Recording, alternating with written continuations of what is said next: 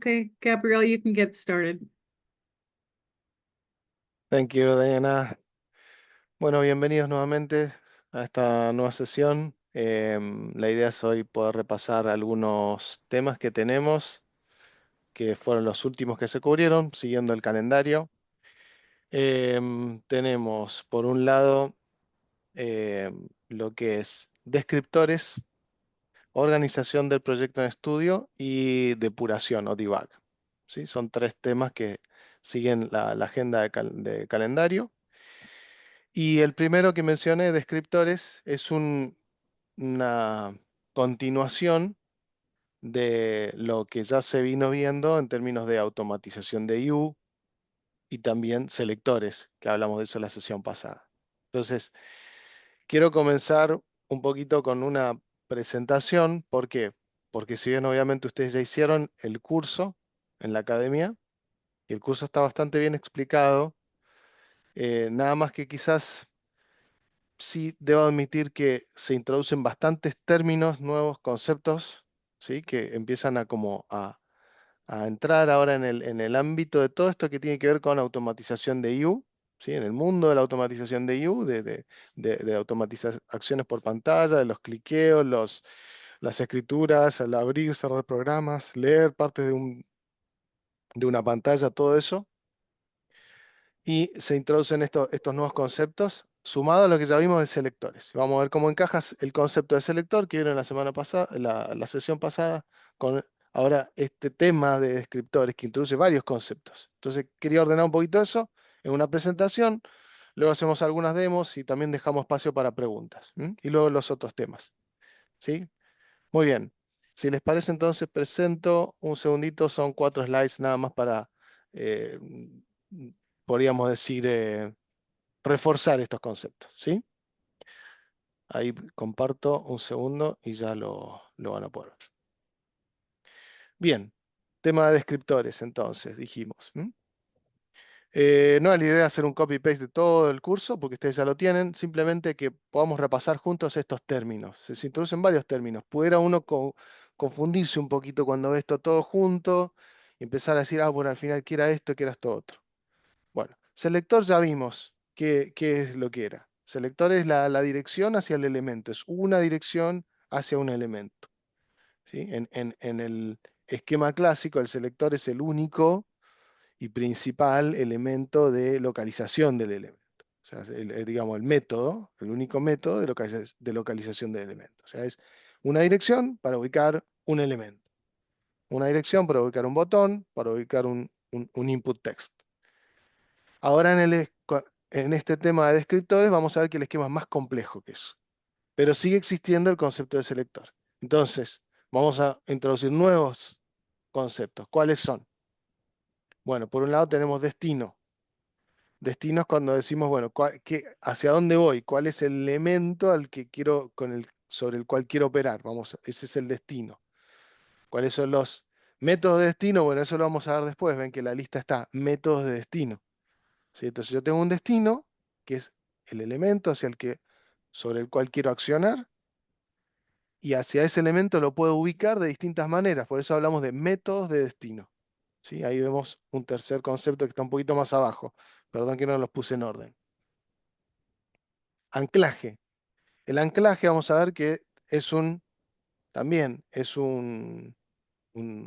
hay una característica que nos permite, ¿no? Por medio de otro elemento circundante o cercano, ¿no? Que esté relacionado con el destino, poder ubicarlo, ¿no? Tenemos un destino, pero para encontrar ese destino puede que nos sirva ahora ubicar un anclaje.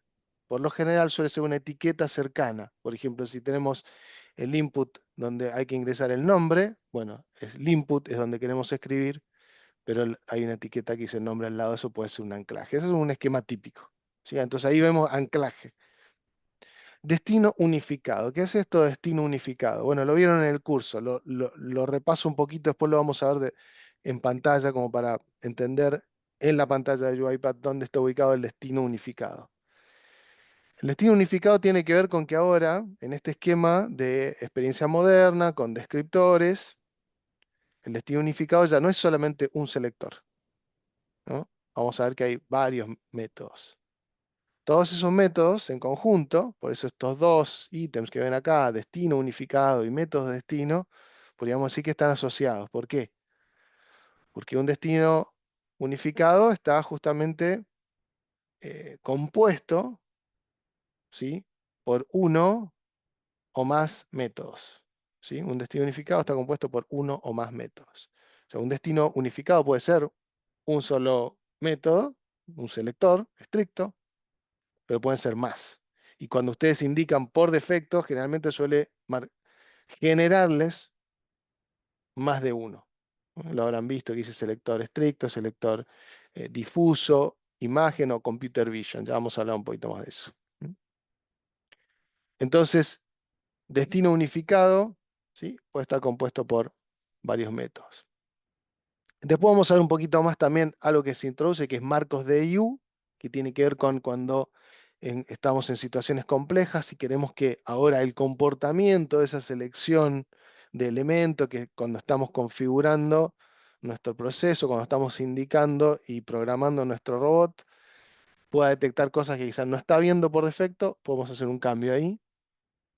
Y llegamos al último concepto, que es el de descriptor en sí, que es la combinación, ¿sí?, de los pares de anclajes y destinos con todos sus métodos.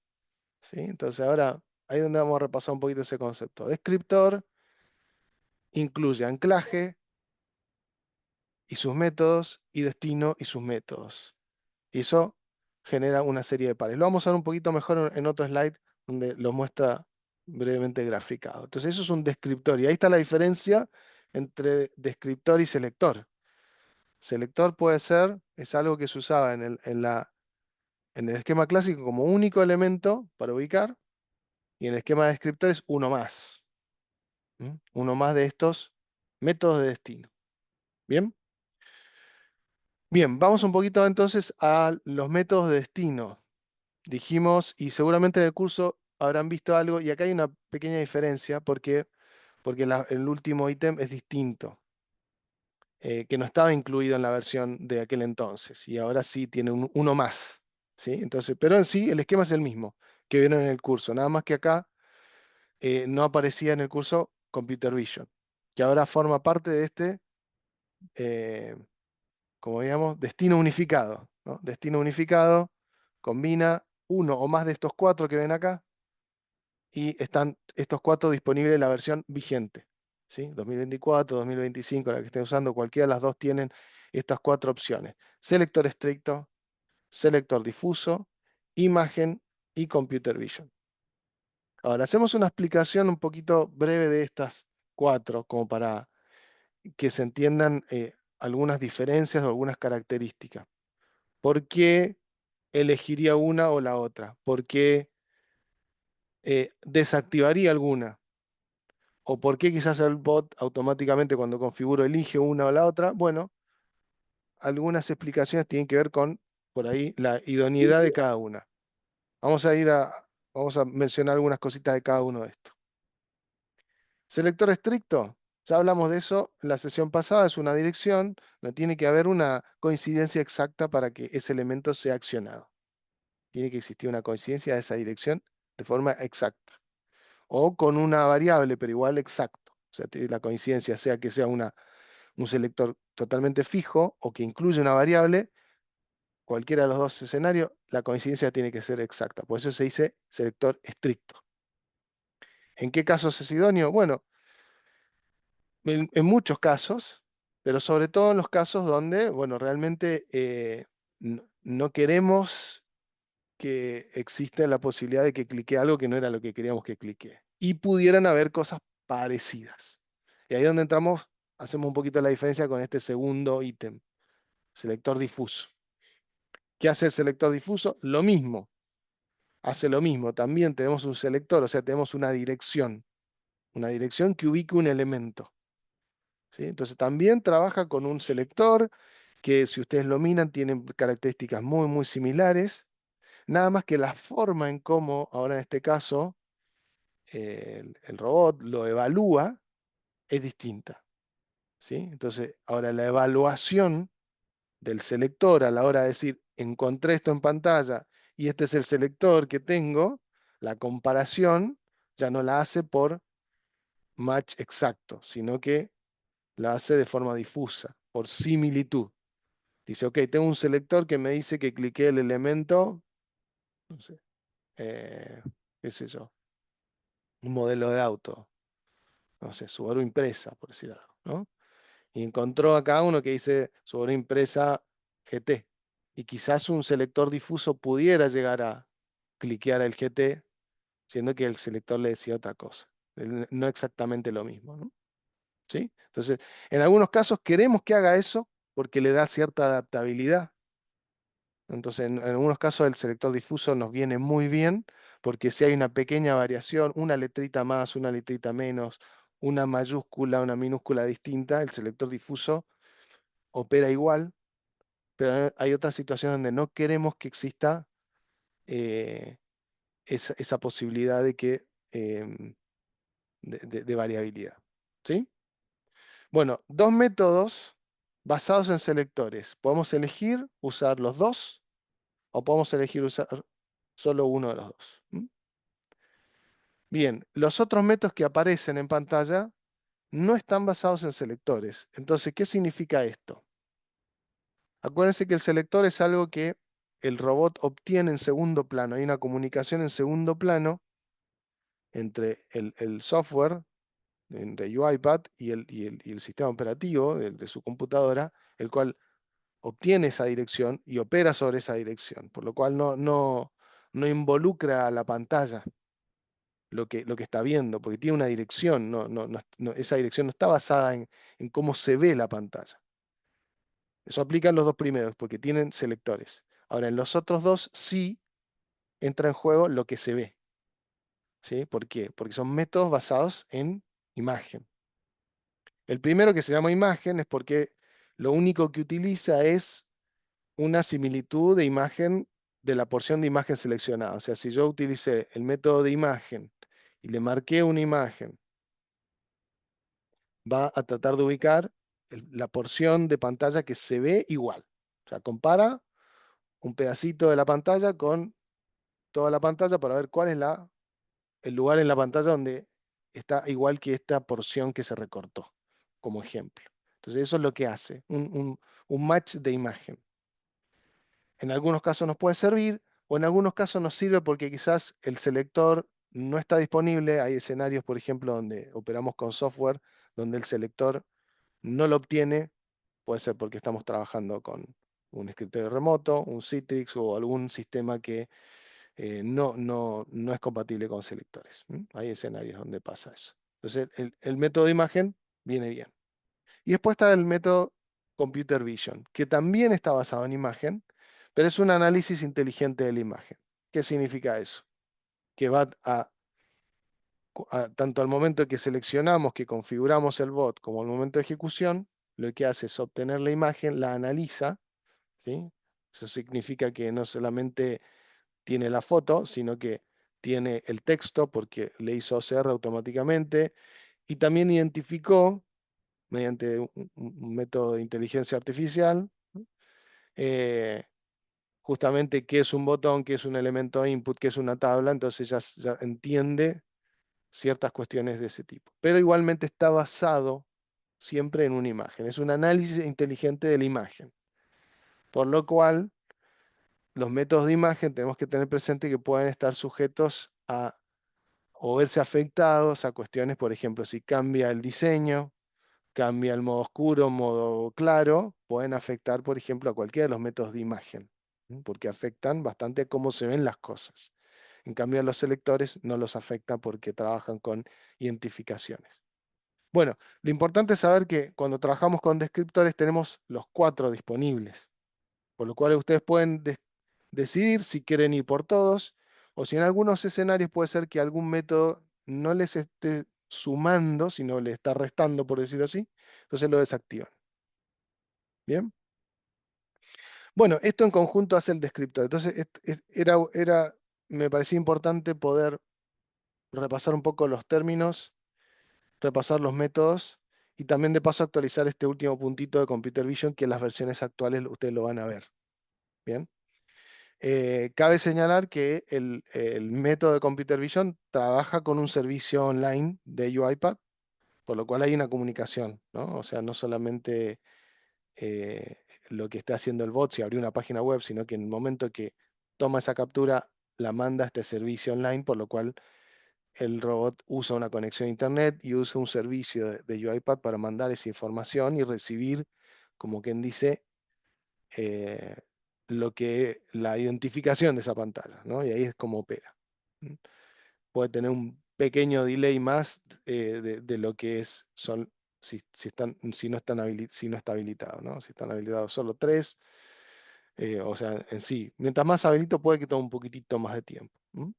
Pero suele ser menor de todas maneras. Entonces, para repasar la idea del descriptor, dijimos, podemos definir un target, pero si además definimos, perdón, si podemos definir un target, que es el elemento sobre el cual queremos operar. Opcionalmente, muchas veces por defecto, pero si lo dejamos, nos queda un anclaje. Y si el target tiene tres métodos, por ejemplo, como vemos acá, y el anchor o el anclaje tiene tres métodos, acá vamos a tener 3 por 3, 9 combinaciones de pares. Eso es lo que trabaja por detrás, eso es lo que es el selector. Es el macheo de estas distintas combinaciones. Ok, me dijeron que el target es este y se identifica de estas tres maneras. Me dijeron que el destino es este, perdón, el target, el destino y después el anclaje se identifica de estas tres maneras. Entonces 3 por 3 generan 9 pares y son los 9 los que va a buscar. Obviamente todo esto muy rápido y va a ser cómo trabaja el descriptor, por lo cual eso le da más fiabilidad ante algún posible cambio menor que si trabajara con el método clásico con selector estricto solamente. ¿Mm? Así que bueno, esa es una explicación de descriptor. Entran en el juego bastantes cosas. Esto es como para que ustedes entiendan qué es lo que hay debajo del capó, eh, que en muchos casos en la configuración por defecto anda bien y como vieron también en la práctica en algunos casos hay que hacer ajustes. ¿Sí? Y también para repasar algunos atajos que también vienen bien tener a mano cuando ustedes están trabajando, cuando hacen indicar y van a la pantalla, está el modo de selección activado y tienen el F2 para posicionarse o para mover pantallas, abrir, cerrar y así les da esos 3 segundos para luego volver a indicar, teniendo en pantalla lo que necesitan ubicar. El F3, si es que ven que no ubica un selector, no marca ninguna casilla en verde, entonces ya se dan cuenta de que no está funcionando el método de selección por el tipo de programa que están usando. Quizás entonces el F3 ya les da la salida rápida a trabajar con modo de selección de imagen. Y F6 si es que necesitan hacer los famosos hover, que son esos menús que necesitamos posar el mouse, no cliquear, solamente posar el mouse arriba para que se despliegue.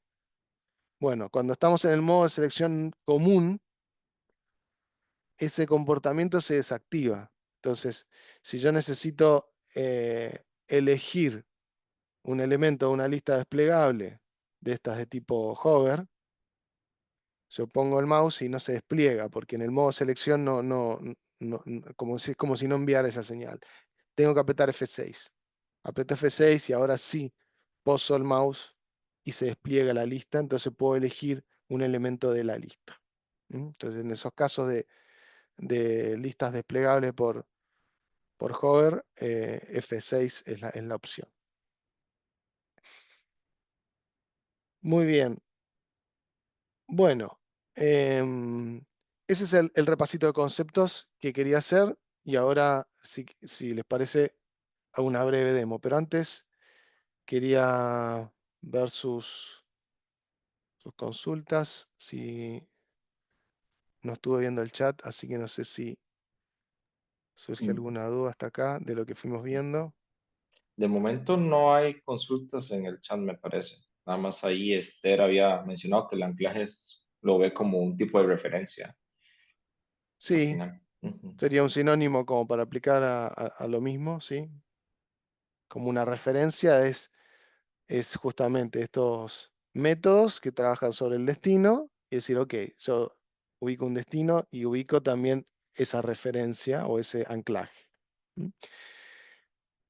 Y tengo la posibilidad de, si lo veo necesario, en la mayoría de los casos, un anclaje es suficiente, pero puedo incluso indicar más de un anclaje. ¿Sí? Así que eso está esa posibilidad también. Muy bien. Vamos a hacer una breve demo si repasamos algunos puntitos, ¿les parece? Denme un segundo y ya me ubico acá en las pantallas. Y de paso por ahí, si nos da el tiempo, incluimos un temita más.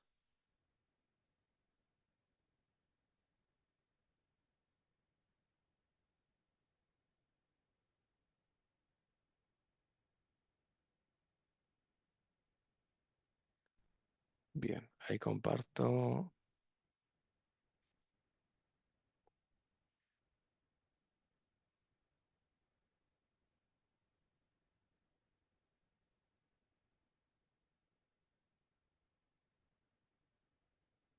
Bien, comparto. Ve mi pantalla, ¿no? ¿Sí? Sí, Creo ya, que ya sí. la vemos. Ujú. Perfecto. Muy bien. Bueno, y ahora vamos a estudio y vamos a ver algunas cuestiones básicas de las que estábamos mencionando, pero ya directamente en la pantalla, igual que como les dije en la sesión pasada, estoy con Studio Community 2025. En esto que estamos viendo no hay mucha diferencia con 2024, así que deberían verlo prácticamente igual.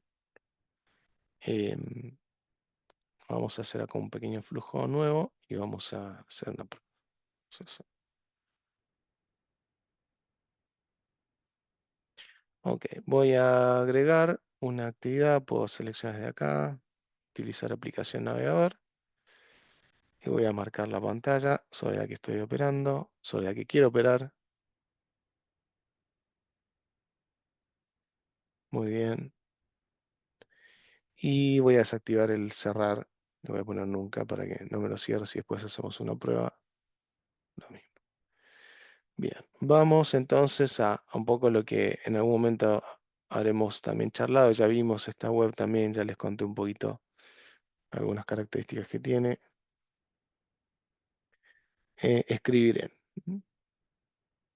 Entonces vamos a indicar o definir, ¿sí? Toque ahí en indicar y vamos un poquito acá, ¿no? Como veíamos recién, siempre el marco en verde me da la posibilidad de definir el target o el destino. Y por lo general, el comportamiento por defecto en la versión actual es que el anclaje lo encuentra de manera automática. Por lo cual, si revisamos qué es lo que tenemos acá, bueno, esto es el descriptor en definitiva. Este concepto que estábamos hablando, que estábamos reexplicando en base a lo que vieron en el curso, es, ok, yo acá tengo un destino, que es esta parte de acá, dentro de destino, y mis métodos de destino, que automáticamente se eligieron dos, selector difuso y computer vision, y el anclaje y los métodos de destino para el anclaje, en este caso, ¿no? También selector difuso y computer vision. Em, si yo dijera, por ejemplo, ¿por qué haría yo un ajuste acá? ¿Mm? Por ejemplo, en esta web habíamos dicho que una de las cosas que no iba a andar era el selector estricto, porque justamente los ID de los elementos varían, como por ejemplo eso que ven ahí, ese ZHTNU, ya sabemos que varía. Entonces, bueno, el estricto no funcionaba. Acá automáticamente no eligió el estricto, no sabemos si porque se dio cuenta de que no era el idóneo, probablemente, y seleccionó el difuso, y el difuso sí puede andar bien en este caso porque tiene cierta adaptabilidad a cambios. Es como que si del selector se mantienen gran parte, pero solo una parte, digamos, esta porción, solo estos caracteres varía, es muy probable que acepte es esa variabilidad. ¿Mm? Después, ¿qué hay en el caso de Computer Vision? En el caso de Computer Vision pudiera ser de que nos sume fiabilidad o no. Si pensamos, porque esto también es un poco donde viene la importancia de entender esto, es, ok, si las características de la pantalla, de cómo se ve la pantalla, se van a mantener, podría asumir de que Computer Vision me va a agregar fiabilidad. Ahora, si yo ya preveo de que este font va a variar, en este caso sabemos que varía de orden, pero sabemos que en otros sistemas también, es raro que varíe el orden de los campos, pero muchas veces nos pasa en algunos sistemas que quizás no nos cambian el orden de los campos, pero sí se agregan cosas en el medio o arriba. Resulta que a veces un sistema se ve de determinada manera, pero a veces se le agrega una sección porque se agrega una leyenda, porque se agrega una imagen, porque se agrega una tabla. Entonces, la pantalla a veces se ve de una manera con la leyenda, a veces sin la leyenda. Entonces, cambia la composición de la pantalla del sistema. Entonces, pudiera ser que en esos escenarios Computer Vision no sea la mejor opción. Bueno, obviamente en base a pruebas que hacemos, vemos si suma o no. Yo acá podría asumir que no suma y lo desactivo. Y ojo con esto que también forma parte de lo que vieron en el curso, que es la validación. ¿Por qué? Porque la validación me valida mi descriptor en las condiciones presentes. ¿Sí? Entonces esta validación que ustedes ven acá, que dice 100%, es un 100% con las condiciones, o sea, con la pantalla así como está. Pero en mi siguiente ejecución, que si nosotros hacemos acá un F2 y le hago un refresh, por ejemplo, acá las condiciones cambian. ¿No? No siempre puedo hacer esto en el momento. Bueno, en este caso puedo revalidar y como, bueno, ok, bien, vuelve a validar en 100% porque tengo justamente métodos que se adaptan.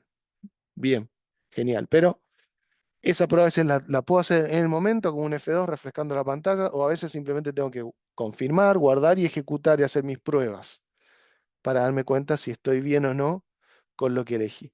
¿Mm? Así que esta validación es un primer paso importante, sí, pero no nos dices si después, cuando esto corra con varios casos, no nos garantiza que va a andar bien. ¿Mm? Por eso es que justamente de ahí viene que la necesidad de tener que ajustar descriptores. Muy bien, comentábamos también esto del marco de U. A ver, creo que lo tengo, si más no me equivoco. Ah, está antes de seleccionar acá. Denme un segundito. Habíamos visto que también como parte del curso tienen estas opciones, que es automático, accesibilidad activa y automatización de U. ¿Mm? Estas opciones tienen que ver con el comportamiento que vemos acá, ¿no? Si ustedes, por ejemplo, en algún caso ven que ustedes quieren seleccionar un elemento y resulta que ni siquiera se los marca, no les marca en verde el cuadrito del elemento sobre el cual quieren seleccionar, pueden probar cambiando el marco de U, que en realidad la traducción es UI Framework, podríamos decir, es el conjunto de librerías que utiliza UiPath para comunicarse con la aplicación. ¿Sí? Como probar distintos canales para ver si, a ver, el canal automático no me está funcionando bien, entonces no me está marcando en verde el elemento que yo quisiera operar. Entonces pruebo con otro de los marcos o frameworks, ¿no? Que sería la traducción. Muy bien, esa es una parte entonces un poco para ver en vivo opciones de descriptor. ¿Mm?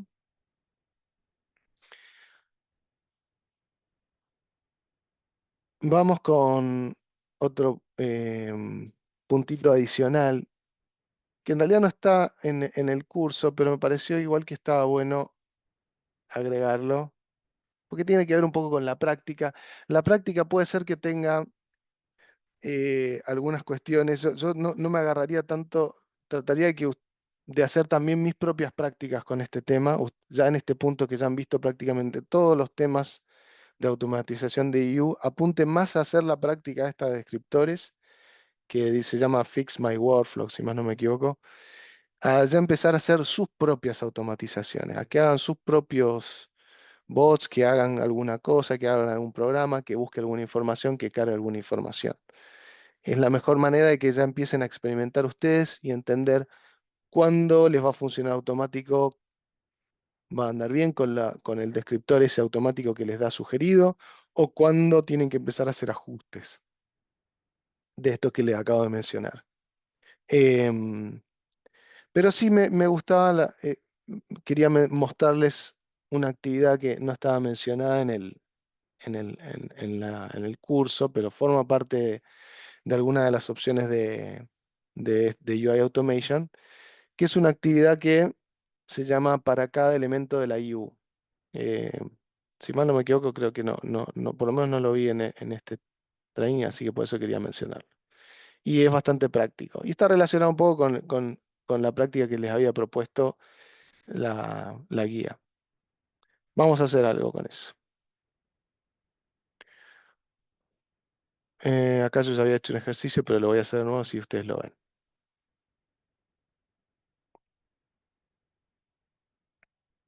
No sé cómo venimos con las consultas, no estoy mirando el chat. Josué, si Sí, de momento no veo consultas. estamos bien.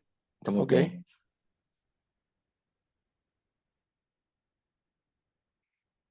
Voy a poner acá como poner ok. Bien. Vamos a trabajar un flujo también de búsqueda de una película, pero utilizando esta actividad para cada elemento de U. ¿M? Para eso, antes de empezar la parte de configurar las actividades, le voy a crear un argumento o variable, un argumento prefiero en este caso, donde voy a poner el nombre de la película. Nombre película. ¿Sí? El nombre de la película que quiero buscar. Bien, y empezamos nuevamente también con utilizar aplicación navegador. Indicamos.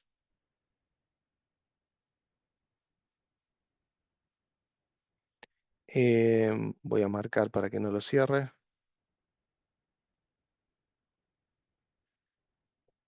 Vamos a configurar una búsqueda, en este caso una actividad con escribir en el campo de búsqueda de IMDb. Vamos a buscar una película que tenga más de un resultado. Por ejemplo, bueno, he hecho una pruebita con Getaway. A ver, vamos a poner acá. Bueno, acá indico dónde. Creo que, creo que la opción por defecto con anclaje y destino va a andar bien. La valido. Y confirmo. Esta la voy a dejar como está. Le tengo bastante confianza que va a andar bien. Así. Bien. Acá le voy a dar como por variable, por argumento, en este caso, el nombre, que va a ser el que dijimos, ¿no? Acá en gestor de datos está el argumento, se lo voy a indicar acá directamente, le asigno un valor en el default.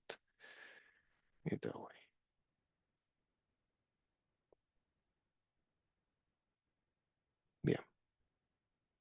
Y en la página voy a entrar también, así me muestra los resultados. Voy a buscar Getaway, en este caso, escribiendo el resultado y dándole Enter. Y lo mismo vamos a hacer con el bot. Escribo el resultado y le doy un Enter acá con esta opción de acá, con este desplegable, le agrego un Enter. ¡Pup! Me ahorro tener que apretar el botoncito Search. Bien. Entonces, acá uno podría decir, bueno, si yo quiero agregar una lógica donde busco algo, tengo varios resultados, incluso si hago una búsqueda que creo que es bastante precisa, igual me da muchos resultados porque en este caso hay muchísima información en un portal como este. Entonces, qué sé yo, me interesa cliquear el que es Getaway, no a Perfect Getaway, por ejemplo, o The Getaway. ¿Cómo hago eso? ¿Cómo analizo resultados? Y esto podría aplicarlo a muchas cosas.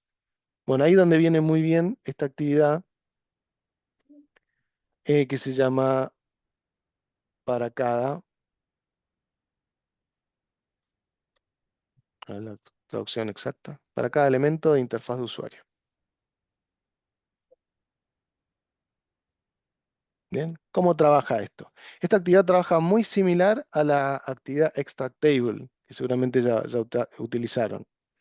Pero en vez de extraer la tabla o la secuencia en pantalla, lo que hace es navegar o recorrer la tabla. Entonces, fíjense cómo es. Yo voy, indico los resultados. Solamente el primero indico. Acá me trajo esta ventanita flotante, que la pongo acá en esta pantalla si la ven.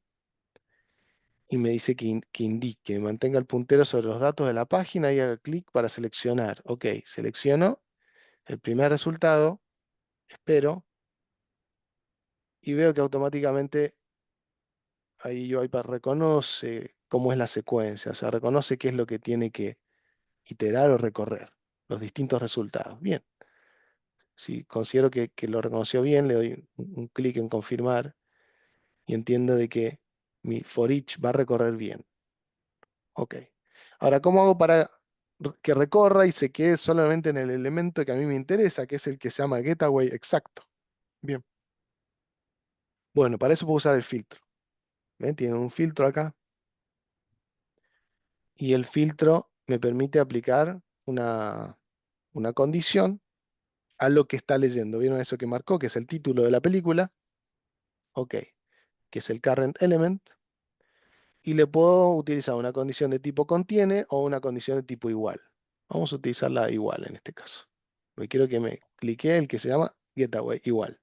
O alguno de los que se llaman igual. El primero en este caso. Bien. Entonces current element igual a, en este caso, el argumento donde yo ya definí el nombre de la película. Entonces, ¿qué es lo que va a hacer hasta acá? Busca, analiza los resultados y filtra y se queda solamente con los resultados que hacen una match exacto con el nombre de la película. Bien, ahora quiero cliquear esa película. Quiero que cliquee ese ítem que hizo match exacto para que pase ahora a la ficha de la película. ¿Cómo hago eso? Bueno, agrego un clic. Clic, en español le ponen sin K. La traducción de clic parece que es así. Bien, pero fíjense que si yo ubico estas actividades, por defecto me da la posibilidad de indicar. Y yo en este caso no quiero indicar, porque se supone que si esta actividad recorrió un listado de resultados y filtró, como podríamos decir que ya encontró dónde quiero ir. Entonces, no necesitaría yo ahora a la actividad decirle, sino que se supone que acá este marco, este contenedor ya tiene esa información. Entonces, ¿cómo le doy esa información en forma de variable a la actividad click en vez de indicar como me está sugiriendo acá? Bueno, para eso utilizo esta propiedad que tengo acá al costado, que dice elemento de entrada. Es una propiedad que permite recibir el descriptor, como si fuera una variable. Si la examinamos acá, van a ver que este editor muestra que espera una variable tipo UIElement, ¿sí? Entonces UIElement es una variable que tiene el descriptor. Y acá, fíjense que cerré, voy al editor simple, escribo current y ven que me aparece automáticamente element. ¿Qué es current element? Es el elemento actual, el elemento en el cual está parado la actividad para cada elemento de interfaz de usuario. ¿Sí? Eso, la actividad para cada elemento de interfaz de usuario crea estas variables temporarias, current element label, current element index, para ubicar tanto el elemento, el texto de la etiqueta o el número de elemento en secuencia. En este caso, el elemento en sí, y yo lo indico como elemento de entrada y con eso es suficiente para esta actividad click para decir, oh, ya sé lo que tengo que cliquear. Bien. Y le vamos a poner un break para que corte y no se vaya al segundo, sino que diga, se conforme con el primero y salga. Vamos a probar esto.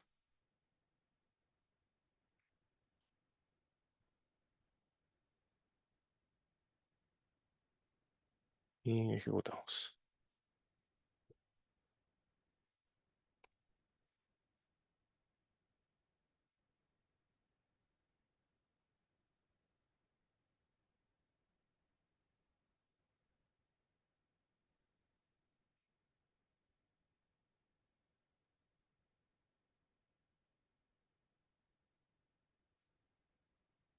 Y buscó, ahí terminó, vamos a ver qué hizo, minimizo.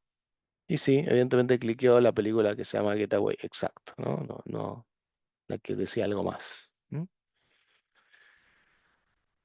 Muy bien, esto también, también está asociado a descriptores y también a esta actividad adicional que se introdujo ya hace un par de años, que también agrega más posibilidades de poder trabajar escenarios como los cuales se planteaban en la práctica. Queríamos mostrarle eso también. Muy bien, no sé cómo estamos con las consultas que tenemos por acá. Deme un segundito, así puedo ver el chat. Creo que de momento no hay consultas. ¿Estamos No sé si bien? alguien también quiere abrir el micrófono o hacer alguna consulta. Sería un buen momento.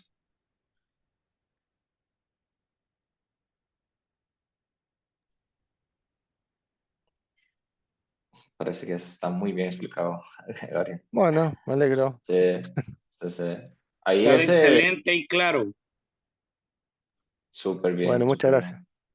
Ese for each que estabas enseñando, Gabriel, también algo importante es que en el mapeo, si necesitas identificar varias opciones del mismo, de los diferentes elementos, es algo que simultáneamente puedes indicar y también puedes extraer en caso de, entonces es muy útil para los clics o extraer información también.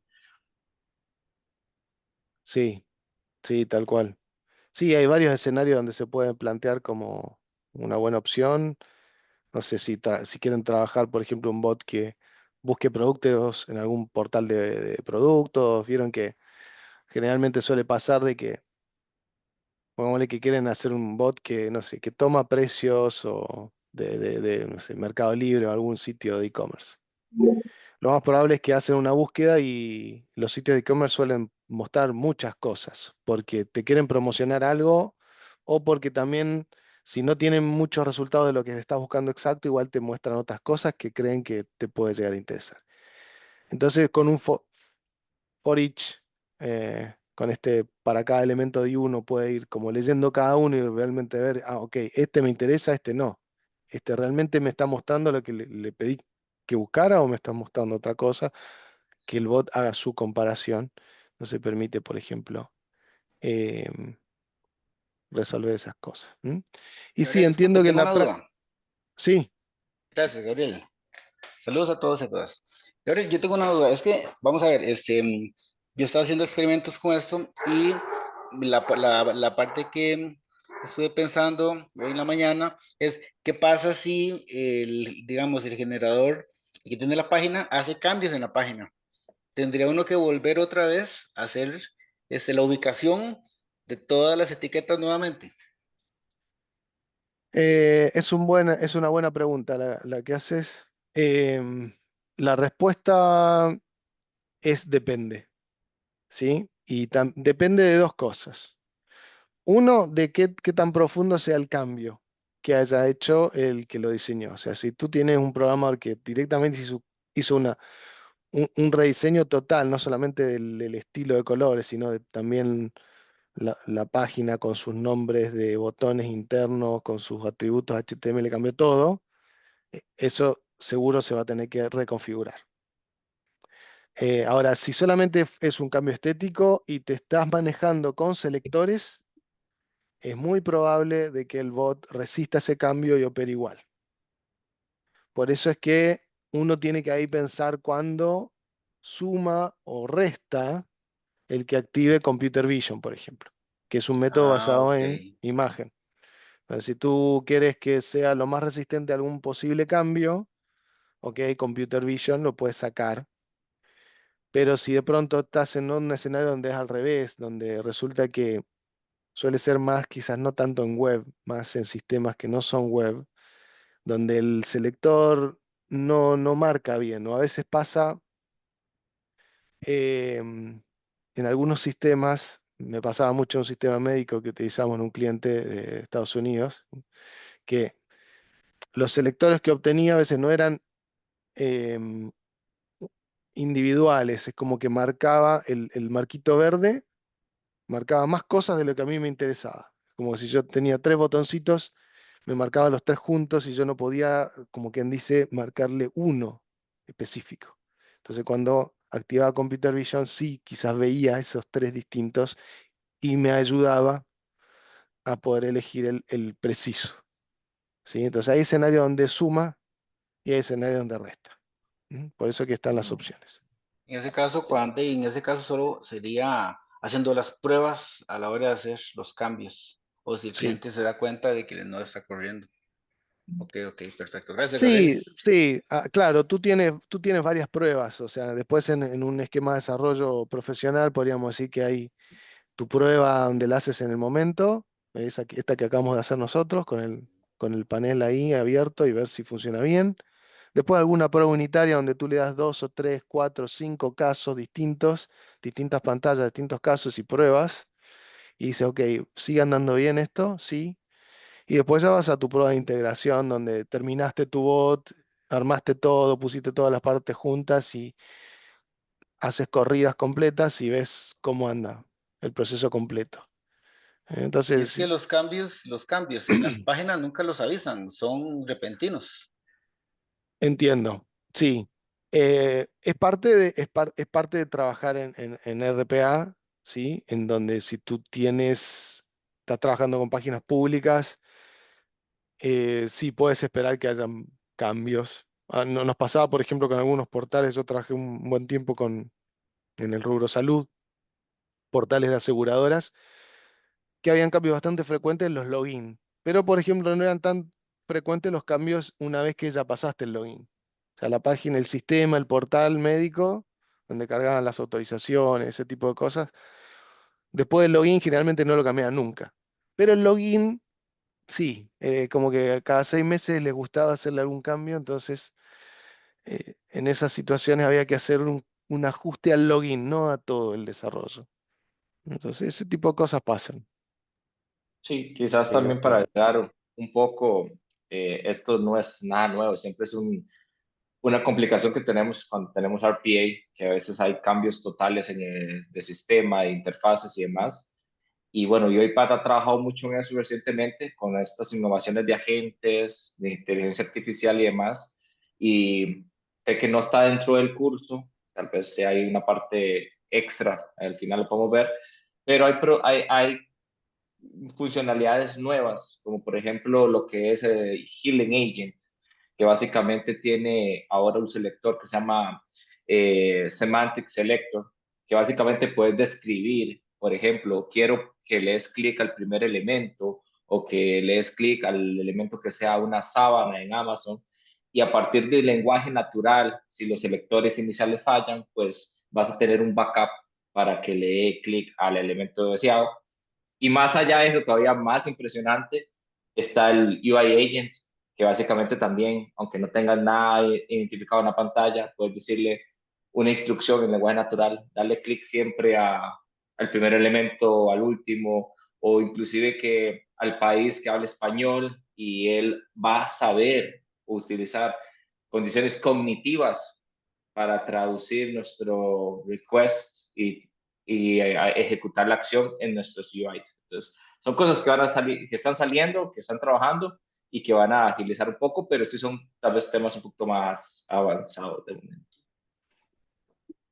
Listo. Muchas gracias. muy bien, creo que tenemos Gabriel, ahí otra. Sí, te una escuchamos. pregunta, buenas tardes. Sí. ¿Cómo se puede, cuál sería el enfoque para robots que tienen que pasar por un proceso de captcha? Porque esos normalmente cambian de manera muy seguido, entonces predecir qué imagen va a dar o qué instrucción va a dar, hay algunas que son un rompecabezas, hay algunas que hay que seleccionar de ciertas imágenes un elemento que está en cierto número de imágenes o un texto, etcétera. ¿Ese tipo de procesos son realmente programables para un para un robot o es algo que se debe de saltar en ese tipo de automatizaciones? Me quitó la pregunta de la boca. Bien, está muy bien. Sí, se entiende la pregunta. La respuesta son las dos. Eh, UiPath no ofrece un método propio para resolver ese tipo de escenarios. O sea, no es que UiPath te ofrece el anti-CAPTCHA, ¿sí? Entendamos de que CAPTCHA son, a ver, son justamente medidas que se toman para prevenir el accionar de los robots, sean de robots UiPath o robots de cualquier tipo que hay en la web. Por lo cual es una carrera contra el tiempo, podríamos decir, ¿no? Donde se inventa algo para prevenir de que un robot, ¿no?, intente loguear, y de pronto ahora hay formas quizás de saltear esa medida. Entonces, UiPath no te ofrece algo estándar, por lo cual ustedes no lo van a ver ni en el curso ni en la documentación. Pero sí se pueden integrar unos servicios contratados, ¿sí?, de CAPTCHA, algunos que creo que funcionan como por extensión de Chrome. Entonces lo que hace, si ustedes ya lo tienen agregado como extensión de Chrome, automáticamente es como que el robot ya tiene resuelto ese paso. ¿Mm? Em, pero no es algo que UiPath te ofrece como una medida ahí. Entonces ustedes pueden ahí combinar esas dos cosas. Después, si quieren igual más información, algunos del grupo tienen bastante experiencia en tema, por ahí por el foro les podemos compartir algunas de esas opciones. Yo, por ejemplo, no he trabajado tanto con eso, pero sí, hay algunas. Ahí pues, Josué está compartiendo uno. Sí, Gracias. justamente Hola, ese es Gabriel. uno del marketplace, por si lo quieren utilizar. Genial. ¿Qué ¿Mm? tal? Soy Luis Hola, Félix, Gabriel. también MVP de Lima. Me gustaría complementar ahí lo que comentaste, Gabriel. Justamente Josué está compartiendo ahí para resolver con Best Captcha Solver. Yo en algún momento he subido también con AntiCAPTCHA, que está en el Marketplace, y con TuCAPTCHA, que son otros servicios también para resolver el tema de CAPTCHA. Y algo que sí me ha ocurrido a mí es el tema también de proxy, cuando la web puede detectar que están atacando a la web porque estamos automatizando muchos procesos. Eso también es algo a tener en cuenta, ¿no? Cuando automatizas, incluso yo he trabajado algunas automatizaciones con bancos, no sé, de Perú, por ejemplo, pero el robot está en una virtual machine de Azure.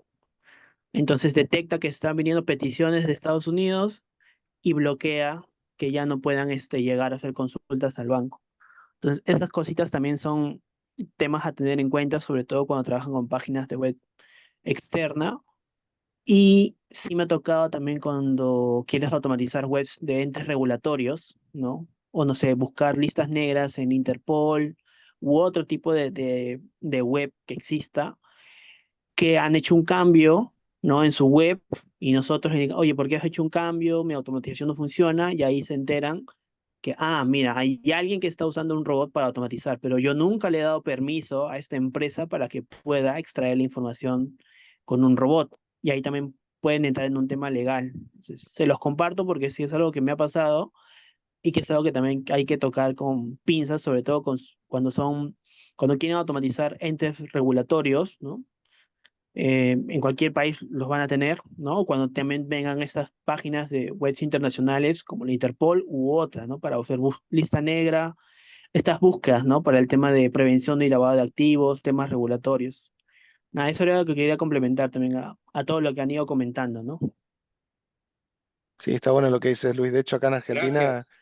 en algún momento por ley prohibieron el uso de bots para acceder al portal de impositivo.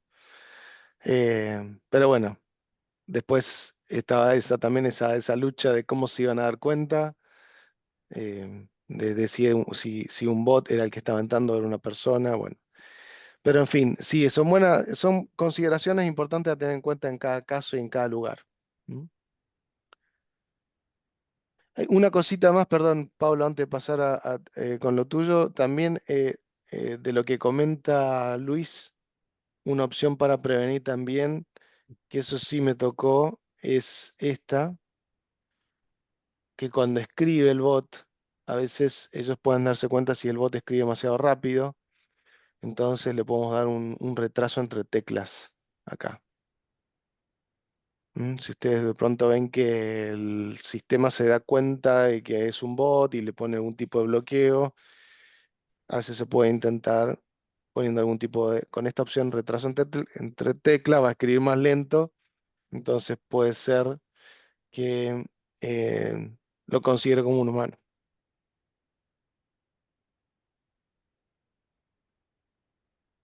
Bien, Pablo, ahí te tenemos con la mano ¿Qué levantada. tal? ¿Qué tal, Gabriel? Buenas tardes.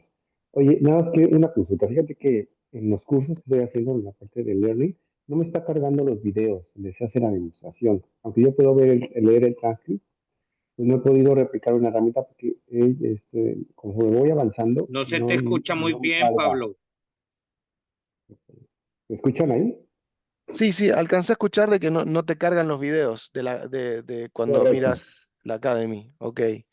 Em, Y tampoco puedo descargar el certificado, no sé por qué. He tenido que subir los screenshots para comprobar de que voy avanzando, pero lo que me preocupa es la parte de los videos porque no lo puedo replicar. No sé qué es lo que está pasando. Te digo que aunque puedo leer el transcript, pues no es lo mismo que verlo visualmente. claro, no me pasó. Lo que sí te sugeriría es ver si probar distintos navegadores. No sé si Ok. porque creo que es algo más de tu computadora. No me ocurrió, pero probaría eso, probaría distintos navegadores o con Edge o con Chrome o con Firefox, alguno de los tres, variar y algunos deberían andar bien. En general funcionan bastante bien, pero por ahí tienes algún conflicto en algún navegador y te estás generando problemas. De acuerdo. Entonces lo voy a realizar.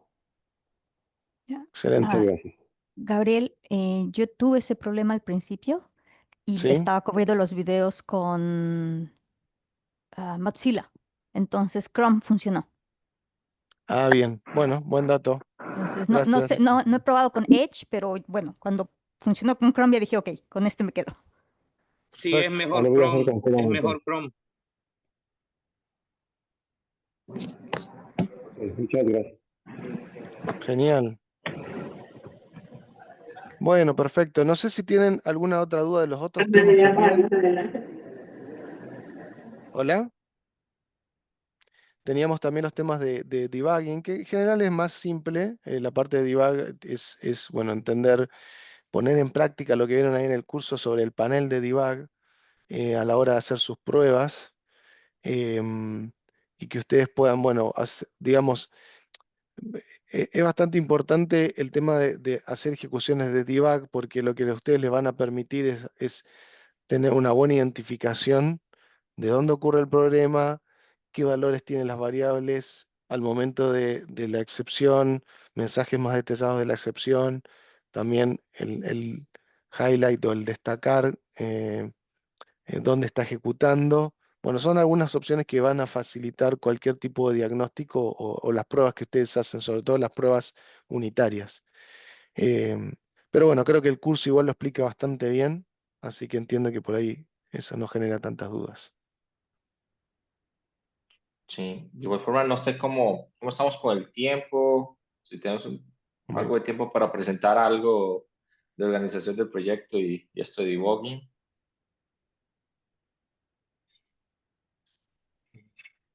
Es que vi que la sesión estaba 2 horas, pero no estoy seguro si estaba 2 horas o Normalmente las tenemos de 1 hora una hora. y no Ok. teníamos como una notificación.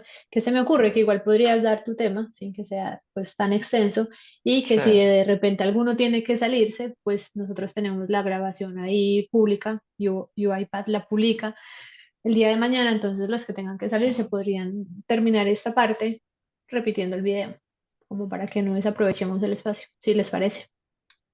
ok, me parece bien. Perfecto, perfecto. Entonces, si gusta, Gabriel, voy a presentar un Todo poco y suyo. continuar.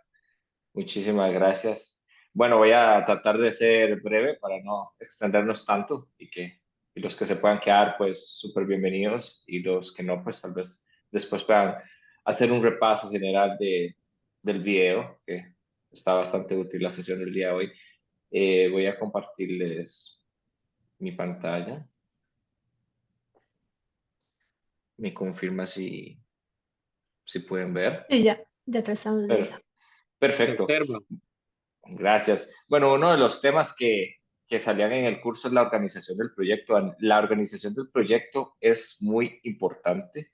Esto no necesariamente va a hacer que su proyecto corra o no, pero cuando ustedes trabajen en proyectos grandes con otros developers, cuando tengan soluciones ya en producción escalables, tenemos que seguir ciertas buenas prácticas y demás, ¿verdad? Entonces, esta parte de organización de proyectos es vital y van a ver que la organización de proyectos va a ser en dos vías.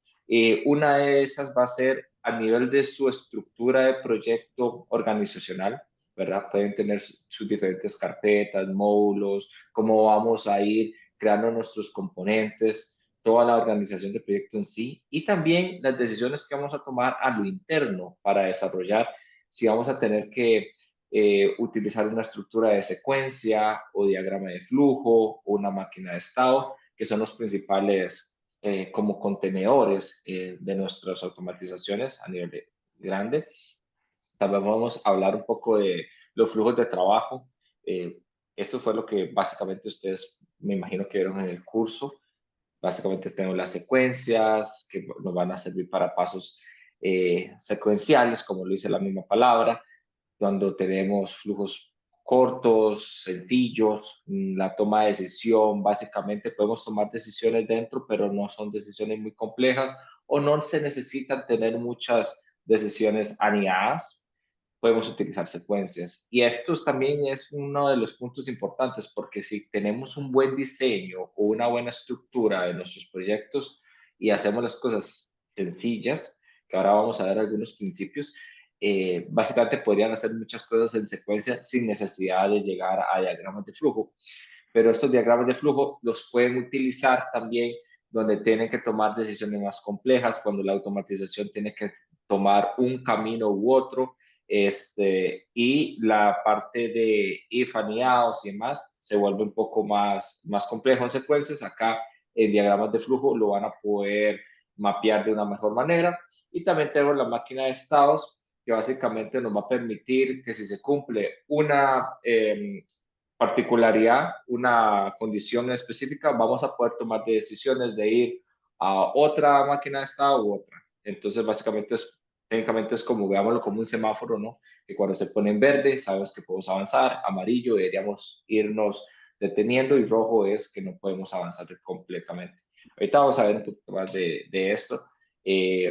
Ahí vimos un poco de cuándo usarlo, ¿verdad? Que básicamente, por ejemplo, en los ejemplos que hizo Gabriel, casi todos los hizo en secuencias porque sabemos que primero necesitamos hacer el clic, necesitamos typear, lleva un orden secuencial, ¿verdad? Y no tenemos muchas variaciones en el flujo, no tenemos muchas condiciones o if condiciones anidadas.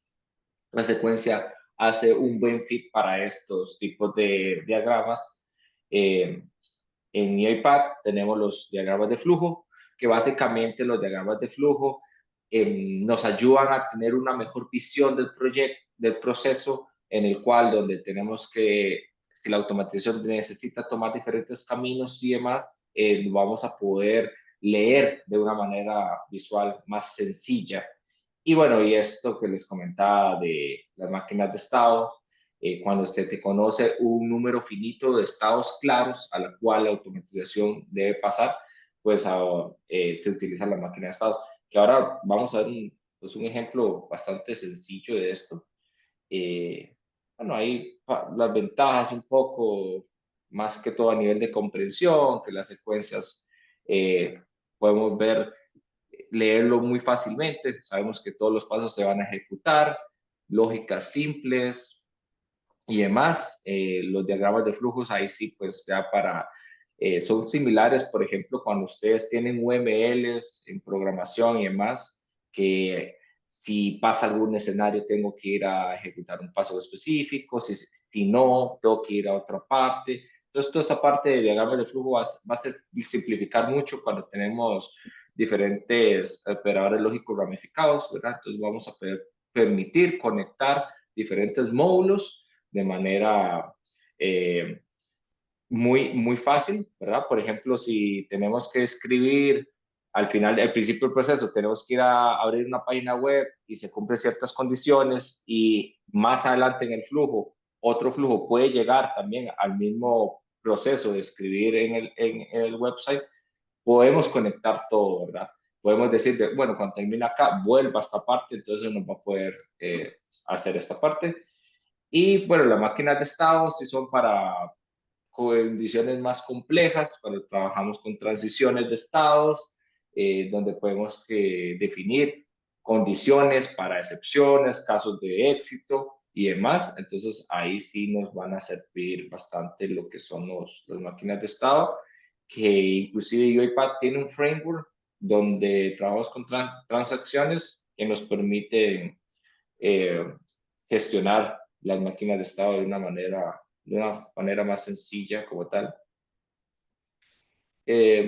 Bueno, y también un poco a veces de las desventajas. Yo sí les voy a comentar algo. Al final, por más que ustedes pueden utilizar y pueden combinar secuencias y diagramas de flujos y demás, si ustedes no mantienen un buen orden, al final, aunque usen la estructura correcta, podrían llegar a tener que sus flujos no sean organizados o que no estén bien secuencialmente las lógicas y demás. Entonces también es una parte de el desarrollo que nosotros tengamos, porque si nada más pues no contemplamos estas partes de diseño, pues vamos a tener problemas como tal.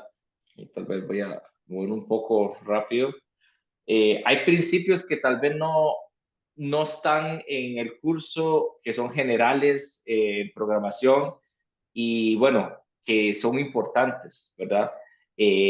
Por ejemplo, el don't repeat yourself, que es no repitamos. Básicamente, si ustedes en su automatización están haciendo un flujo que está escribiendo un Excel o que está haciendo esto y en otra parte de la automatización está creando otra vez los mismos pasos, ahí es donde ustedes pueden llegar a crear un único módulo reutilizable para que no tener que duplicar código. Nada más invocan ese mismo archivo y por argumentos que ya lo han visto anteriormente, podrían ustedes configurar. Entonces, si ustedes ven que estamos repitiendo código, que estoy haciendo casi que lo mismo que había hecho en otra parte, es no duplicas código.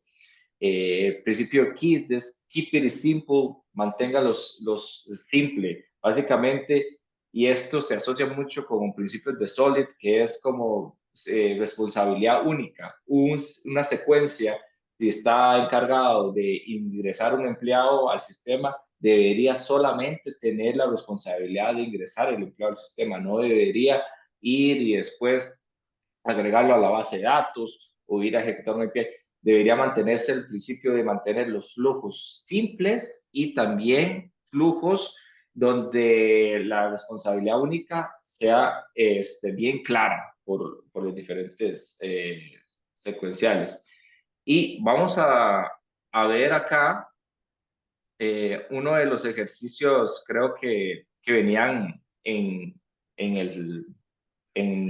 el Academy, que básicamente, como ustedes ven acá, si vemos bien el flujo, acá pues está tratando de escribir el correo, el password, hace clic en el login, de aquí parece que está invocando un workflow que es para navegar a alguna parte, y si seguimos podemos ver que hace aquí tal vez una extracción y filtro, ¿no? Y pues finalizamos con agregando un queue y hacer un logout, ¿no? No sé si alguien por chat o de los que están presentes me pueden decir acá qué ven en este flujo, qué podemos cambiar, qué podemos mejorar a nivel organizacional, a nivel de estructura o a nivel de proyecto como tal. No sé si hay algún voluntaria.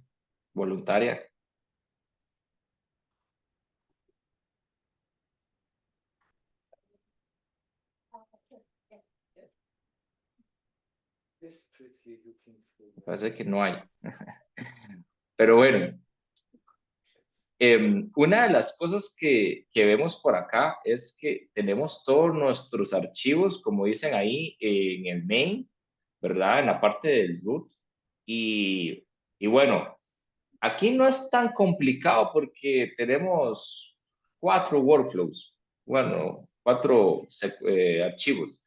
Pero ¿qué pasaría si este proyecto crece y crece y crece y tenemos 15, 20, 30 archivos? Imagínense lo que acá podemos buscar claramente, ¿verdad? Por ejemplo, logout y va a salir nuestro archivo, pero al final no va a ser sostenible, ¿no? Y es parte de la organización de proyectos. Una de las cosas que ustedes pueden hacer es, acá pueden agregar sus diferentes folders. Entonces, como hemos visto que vamos a trabajar con una aplicación que se llama Acme, podríamos perfectamente hacer un folder que se llame Acme y acá vamos a tener los workflows que van a ser relacionados a la aplicación de Acme, ¿no? Entonces, podríamos perfectamente mover este workflow para acá y este workflow para acá y este que tiene navegación también. Ok, ese es el primer punto que podríamos hacer. Como ven acá, otra de las cosas que podemos notar o podemos mantener estándares es, podemos siempre iniciar con el nombre del folder o con el nombre de la aplicación, ¿no? Entonces acá podemos respetar el mismo proceso, mantener acme, pues underscore, y ya sabemos que está relacionado acá. Entonces, a nivel de estructura, podemos hacer esta división. Por ejemplo, si ustedes van a trabajar con SQL, podríamos tener acá un folder para SQL, podríamos tener otro folder para si están trabajando con APIs, ¿verdad? Si estamos trabajando con, no sé, se me ocurre queues, ¿verdad? Y podríamos tener otro folder si estamos trabajando con, no sé, alguna otra aplicación o algún, por ejemplo, algo que pasa mucho es que trabajamos componentes reutilizables y demás, entonces, por ejemplo, podemos trabajarlo acá en útiles, ¿verdad? Entonces, al final ustedes tienen que ir construyendo sus proyectos considerando esta parte organizacional.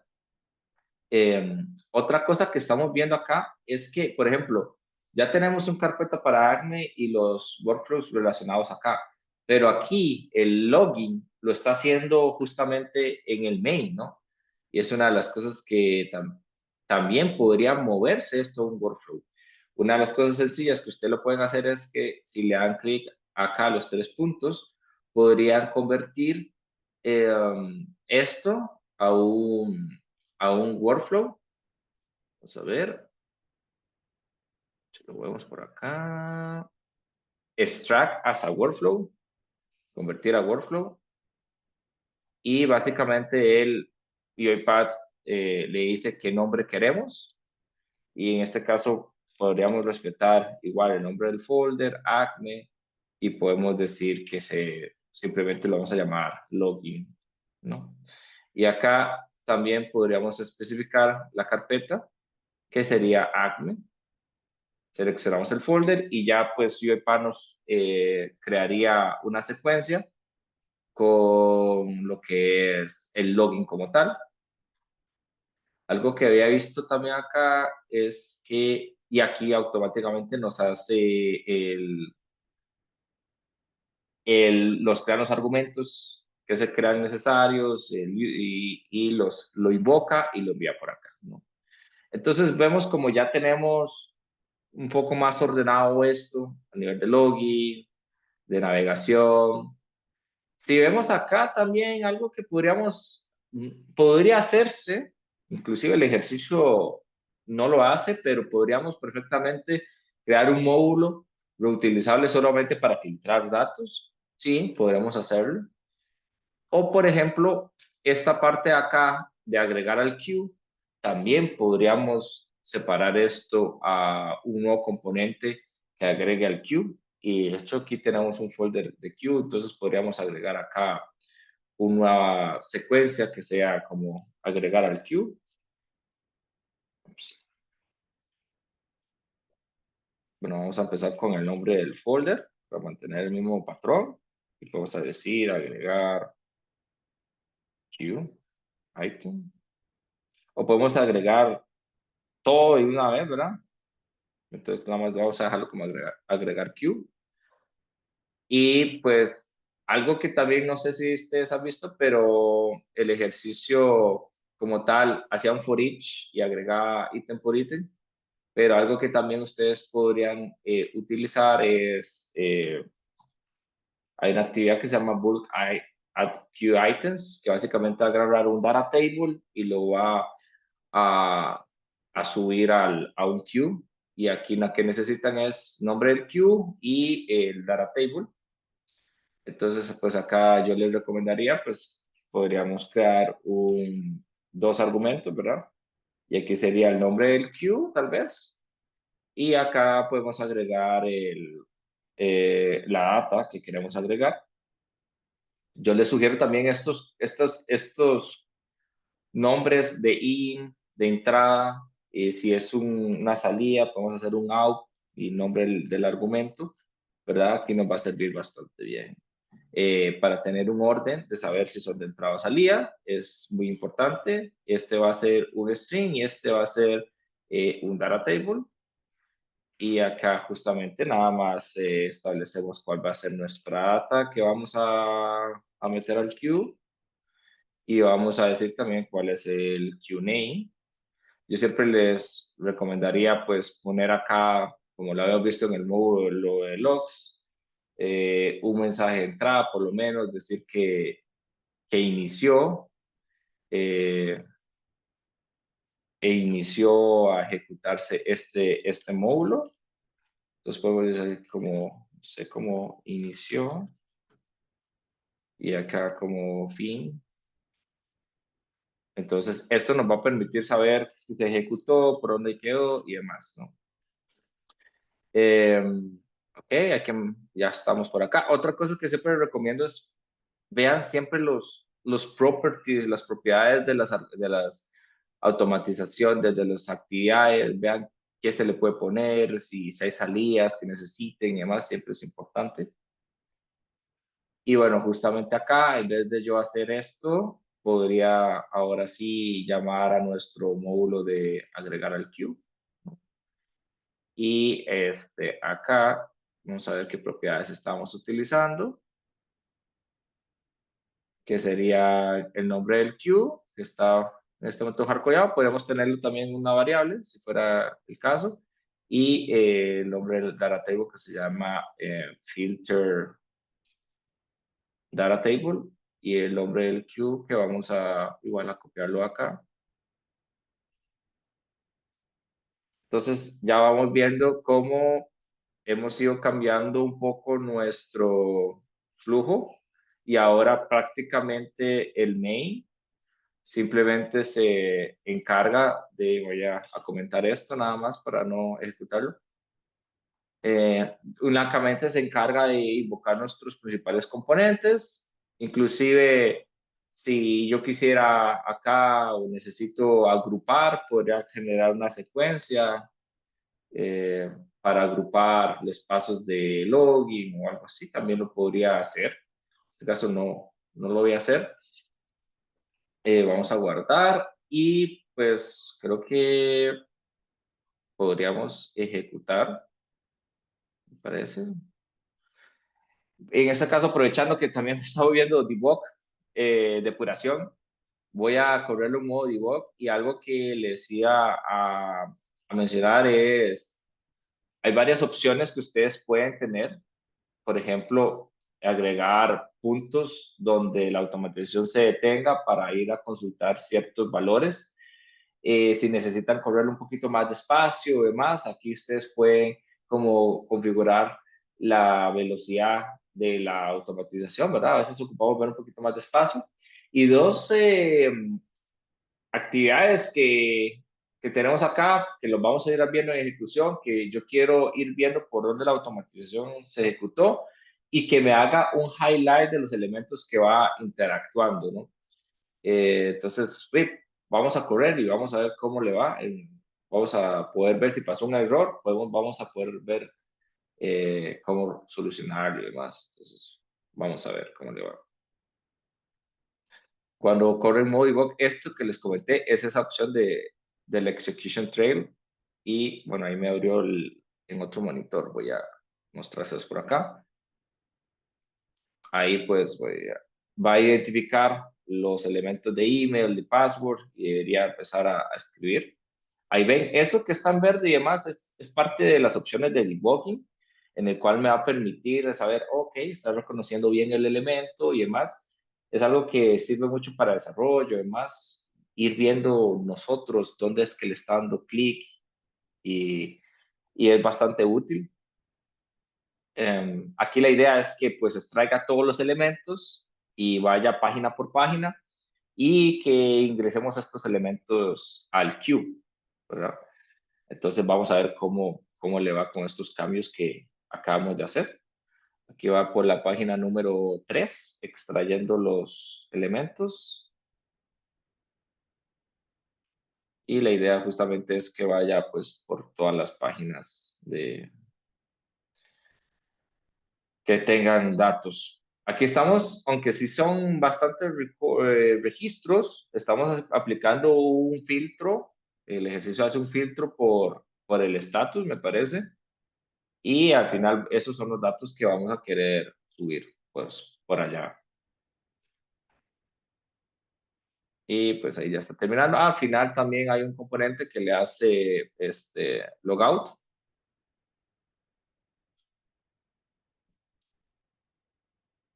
Bueno, ahí está en la última página. Ya está finalizando.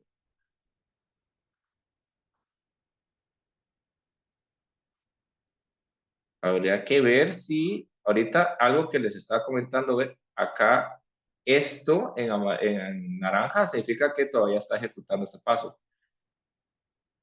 Entonces es algo también bastante útil para nosotros saber por dónde va nuestra automatización y demás. Son herramientas del debugging como tal. Vamos a ver por dónde va.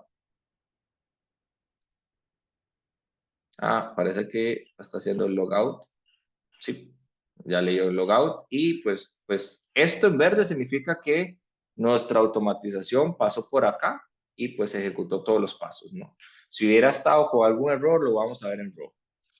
Veamos cómo quedó el queue. Este se llama el nombre del queue que les está comentando y básicamente el proceso lo que tenía que hacer es agregar acá información, ¿no? Entonces ahí está agregando pues la información propiamente de lo que extraímos en esto de por acá. Ok, ahora ya tenemos esto por acá. Les iba a mostrar rápidamente también, temas de tiempo, lo del estado de máquinas. Así es como se ve un estado de máquinas, cómo se compone la máquina como tal. Vamos a poder tener entradas, salidas y transiciones. Básicamente, entradas basan los pasos que queremos ejecutar.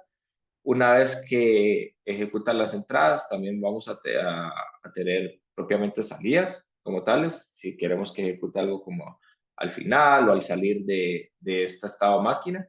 Y las transiciones, como podemos ver acá, este tiene dos transiciones. Básicamente, una es esta, que quiere decir que si hay un system exception, me voy a ir al end process, que es como terminamos nuestro proceso.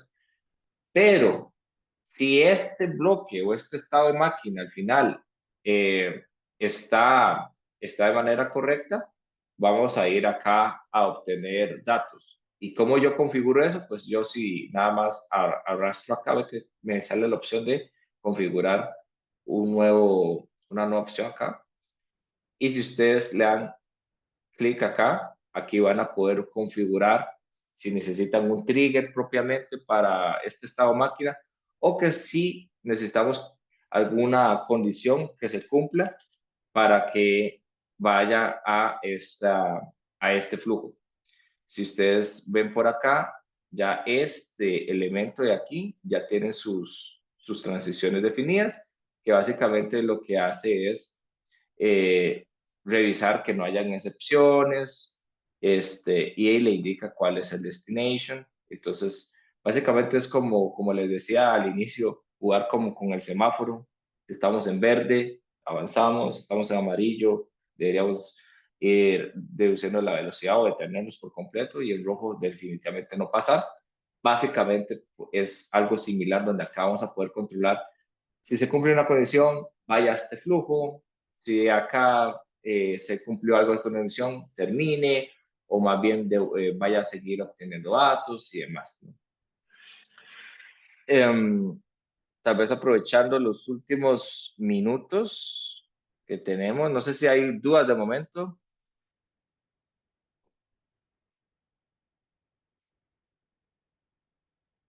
A ver, no estoy viendo el chat, pero si hay alguna duda, ahí me la Ninguna deja duda, todo está saber. bien. Ok, súper. Ok, veamos este tema de los breakpoints y más de debugging.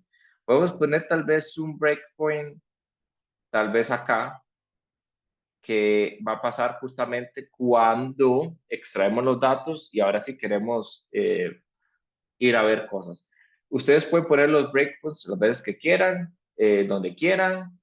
Básicamente esos breakpoints o bookmarks también, que hay otro, los pueden ver acá. Y aquí ustedes inclusive pueden hacer ciertas condiciones. Si quieren hacer que estos breakpoints por efectos pasen en ciertas ocasiones. Acá vamos a usar uno normal, un breakpoint normal. Y algo importante, lo que va a pasar aquí es que el proceso se va a detener aquí, y hasta que yo le dé continuar, vamos a ver que lo siguiente, ¿no? Entonces, vamos a ir a correrlo. Eso es importante, que sí tienen que darle la opción de depuración. Si ustedes le dan la opción de correr normal, estos que están acá, no va a pasar ningún breakpoint, no se va a detener y no vamos a poder pues jugar con ninguna de las opciones disponibles de depuración. ¿Okay? Entonces, vamos a correr. Yo creo que ahí se cerró el browser, entonces todo bien. Debería abrirlo desde el inicio.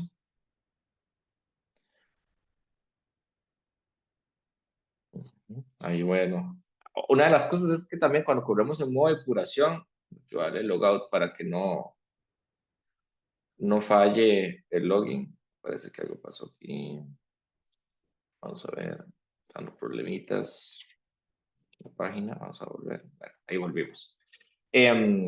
Les comentaba, algo que pasa mucho en depuración es que es un poquito más lento. Pues obviamente si ustedes corren esto en modo normal, va a ser mucho más rápido. Pero esto se utiliza meramente en desarrollo. A veces tenemos errores, no sabemos qué está pasando. Entonces, este tipo de herramientas nos van a poder ayudar a identificar errores, a ver por dónde se está moviendo nuestro código, y va a ser bastante útil. Aquí lo que hemos hecho es básicamente poner un breakpoint justamente después de esa extracción. Entonces lo esperaba hacer que él justamente se detenga cuando llegue a terminar las actividades de extracción de todas las tablas, ¿no?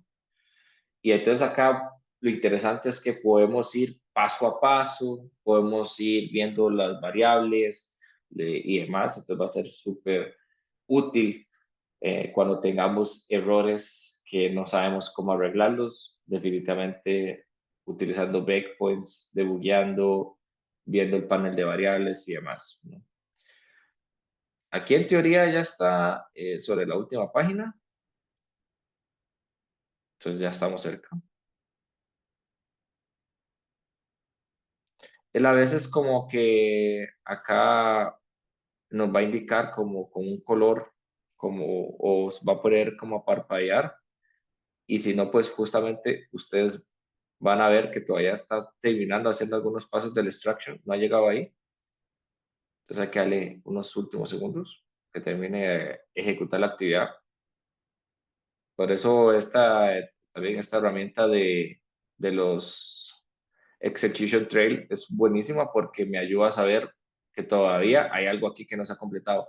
Y como ven acá, este sale naranja porque no se ha completado todo, este sale en verde, ya lo completó. Y ok, aquí tenemos el proceso detenido por completo. Si yo quisiera ejecutar esta actividad, puedo dar un step into y puedo ir paso a paso o step over y ya pues me ejecuta todo el bloque como tal. Si esto falla, si hay aquí un error, podría yo darle restart y automáticamente UiPath va a reintentar esta actividad. Entonces, restart también lo puede hacer. Y en caso de que pase una excepción y necesito que continúe ejecutando, puedo darle ignore o ignorar y esto va justamente, como dice la palabra, a ignorar la actividad, a ignorar que hubo un error y continuar, ¿no? Importante acá, si yo voy y me fijo qué contiene, esto se llama, este panel se va a llamar, lo tienen acá abajo, se llama inmediato. Ustedes acá pueden utilizar expresiones de programación, expresiones válidas de Visual Basic. Por ejemplo, extract data table. Si yo nada más escribo acá la variable, pues yo voy a ver qué es el contenido como tal, ¿no? Esto lo pueden ver en el inmediato o lo pueden ver también en el watch. En el watch ustedes pueden aquí, literal, esto es como monitorear. Entonces podrían ustedes acá también escribir el nombre de la variable, en este caso, y podrían ver cuál es el contenido para verificar que esté bien. Algo también que ustedes podrían ir monitoreando, por ejemplo, es cuántas filas estoy extrayendo, ¿no? Entonces estoy diciéndole, por ejemplo, row count, dice que 88 en total, ¿no? Tengo otra variable que se llama, que es el de salida, que se llama out filter data table, y me dice que está nula. ¿Por qué está nula? Es porque no he ejecutado esta actividad. Entonces, el filtro que voy a ejecutar aquí, no se ha aplicado y no lo estoy asignando todavía acá. Entonces, por ejemplo, acá, si yo no sé cuál es el status, cuál es el type, también hay un panel de local, que aquí yo puedo ver todas las variables con sus respectivos valores. Entonces, por ejemplo, aquí estamos viendo que el status y el type es open y es este. Algo interesante que pues puede pasar en depuración, que ustedes necesiten cambiar un valor y demás, es que acá pueden hacer pues cambios. O otra forma que pueden hacer cambios, realmente no sé si este es un status válido, entonces va mejor a verificar. Perdón, es acá. Status, todo lo veo en open. Vamos a ver alguno que esté tal vez en otro status.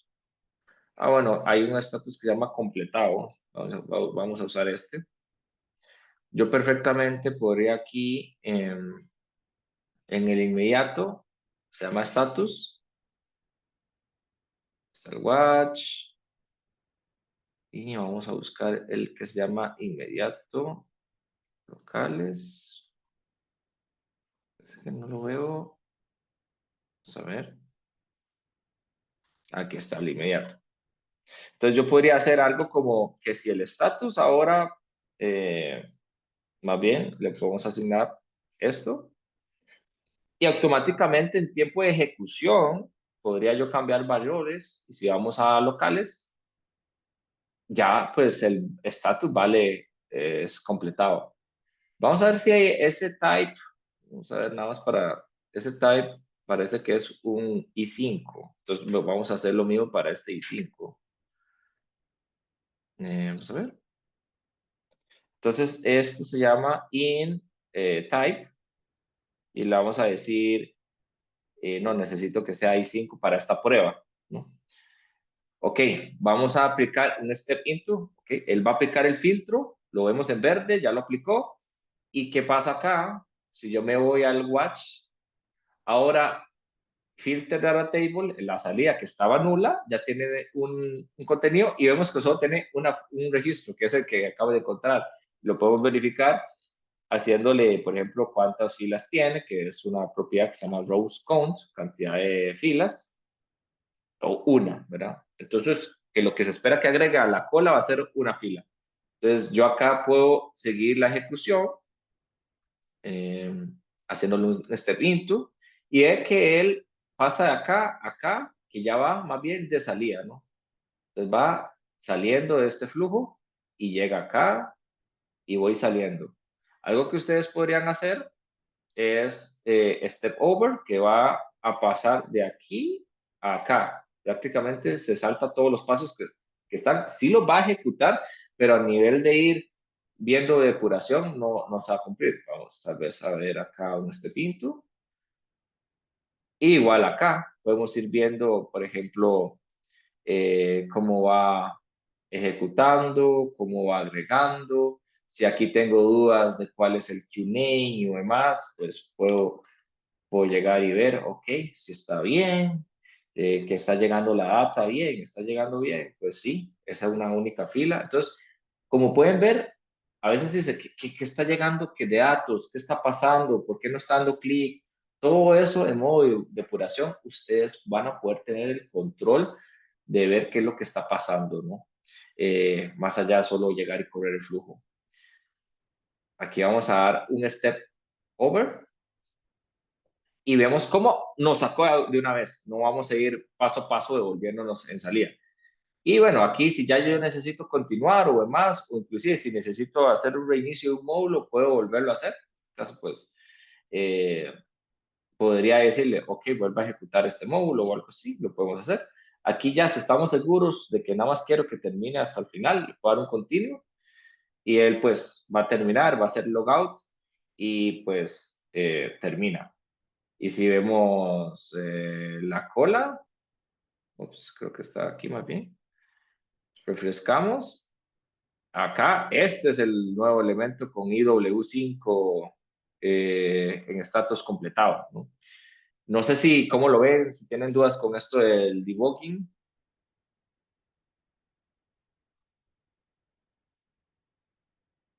Que se me perdió el... Es que hay que practicarlo. Pero ya cuando uno se pone a practicarlo es cuando ya le va tomando los pasos. Yo te digo algo, es, implícitamente lo vas a usar, porque si, por ejemplo, ahora que dijo Gabriel, creen sus propias automatizaciones, creen sus propios flujos, ustedes van a topar que no necesariamente va a funcionar a la primera vez. Y es algo totalmente normal, válido, que pasa. O que usted, ¿por qué la aplicación me está escribiendo tal valor y era otro?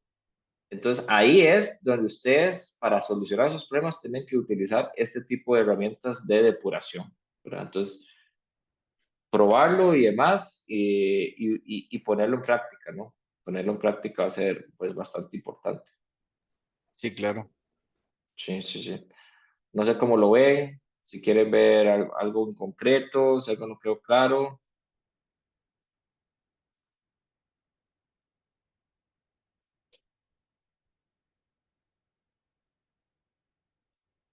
Creo que ha estado muy completo, Josu. Ah, súper bien, súper bien. Sí, creo que, bueno, aprovechando que estamos todavía por acá y lo que les comentaba ahora al inicio, de, por ejemplo, no lo vamos a ver ahorita, pero esto nuevo de Semantic Selector, que básicamente ahora en las propiedades y ahora cuando ustedes lo van a ver, acá ustedes por respaldo van a poder decirle una descripción de qué es lo que necesitan, darle clic. Entonces, si cambió mucho el UI y demás, pues esto es algo que les podría funcionar. Y hemos visto también, por ejemplo, esto es algo experimental, pero por ejemplo, si ustedes ya utilizan ya modelos de inteligencia artificial y demás, pero yo sin hacer un solo clic, un solo typing, todas las actividades normales, yo podría llegar a darle una instrucción y esto me lo puede convertir, él va a interpretar esta instrucción y me va a tratar de hacer esto va a ser para reservar un test drive, por ejemplo, pero con solo eso, pues debería él ir, identificar el sitio, darle clic, y esto va a ser muy útil cuando tengamos, por ejemplo, sitios web que cambian mucho o ciertas partes de la automatización donde a veces el elemento cambia de posición, o cuando del todo, por ejemplo, producción es algo que no podemos replicar en development, entonces es algo que podemos también, por ejemplo, pop-ups que aparecen, por favor, si aparece un pop-up en esta parte, siempre ciérremelo, siempre le OK, siempre le cancel, y nos va a ir ampliando nuestras opciones justamente de UIs, ¿no? No sé si hay alguna otra consulta. Si no, pues creo que es, no sé, Gabriel, creo que estaríamos por el día de hoy. Sí, creo que sí. No sé si está Alejandra por ahí o si ya hacemos, vamos Sí, acá cerrando la estoy. sesión. ¿Qué tal? Sí, sí, sí. Ya. Sí, Bueno, no, creo muchas que hemos gracias. cubierto los temas. Sí, yo creo que con esto, pues lo ideal es que tengamos una hora, sí, pero yo sé que a veces los temas son un poquito más extensos. Y también sé que podemos aprovechar cuando tengamos la posibilidad, pues extendernos un poquito para que los temas queden completos y no se nos queden como cortos. Pero de resto, yo creo que está muy bien. Muchas gracias a los que se pudieron quedar este momento de más. Si tienen alguna duda, este es el momento. Y si no, bueno, como siempre les dicen sus profes, de usar el foro para lo que necesiten. Y ya, creo que eso es todo. Muchas gracias por su participación y nos vemos en 15 días. Por favor, recuerden todos, es la misma hora. O sea, esta es la sexta sesión y todavía nos preguntan cuál es la hora de inicio. Siempre es la misma hora en los países que ustedes estén. 1 p.m. Centroamérica, Perú, Colombia, 2 p.m. Estados Unidos, Canadá, 3 p.m. Pero pues ustedes ya la tienen en su calendario y siempre es a la misma hora. Entonces, bueno, eso es todo. Muchas gracias a Josué y a Gabriel y nos vemos en 2 semanas. Feliz día. Muchas gracias. Chao, que estén bien. Muchas Gracias, gracias. sí. Hasta Gracias, luego. feliz tarde. Muchas gracias. Muchas gracias. Gracias. Muchas gracias.